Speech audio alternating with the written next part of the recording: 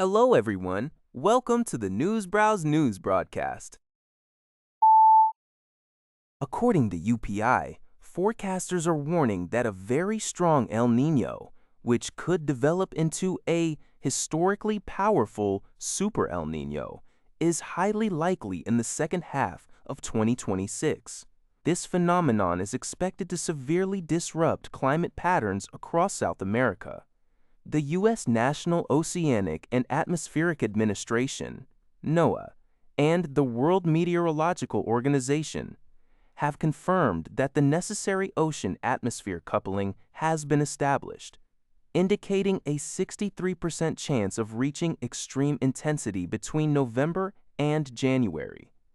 This warming of sea surface temperatures by more than 2 degrees Celsius could trigger torrential rains and flooding in coastal regions of Ecuador, Peru, and southeastern South America, while inducing severe droughts, heat waves, and wildfires in Colombia, Venezuela, and the Amazon.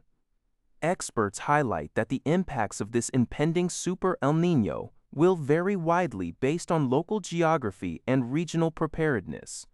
While some countries are taking precautions, experts warn that areas like Chile still lack robust early warning and monitoring systems tailored to their specific conditions, underscoring the urgent need to strengthen critical infrastructure.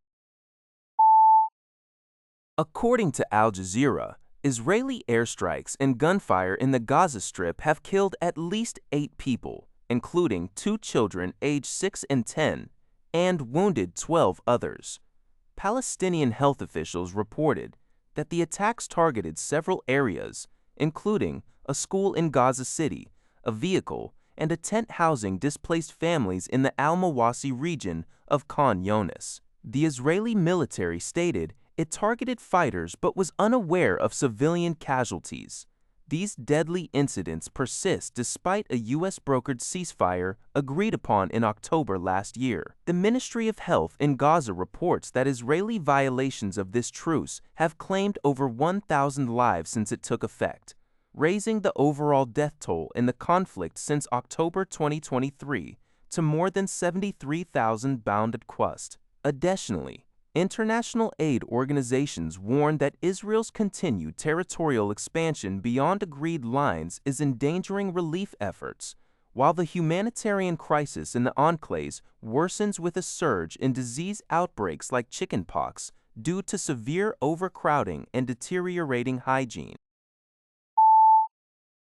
According to Daily Express US, an awkward moment unfolded during a bilateral meeting at the NATO summit in Turkey when U.S. President Donald Trump asked Ukrainian President Volodymyr Zelensky if he would travel to Moscow to meet with Vladimir Putin. While speaking to reporters, Trump expressed his hope that Putin and Zelensky would meet soon. Trump claimed Zelensky previously stated he would ideally want to meet in Moscow, though Trump told him that would not work. Turning to Zelensky, Trump then asked, "Would you go to Moscow?" Zelensky quickly replied, "There are a lot of Ukrainian drones. It's dangerous," prompting laughter from the room. The exchange went viral, with social media users mocking Trump's question while praising Zelensky's sharp wit. This interaction occurred as Ukraine continues to launch successful drone strikes targeting Russian infrastructure, recently hitting a major oil refinery in Siberia, 1,550 miles from the border.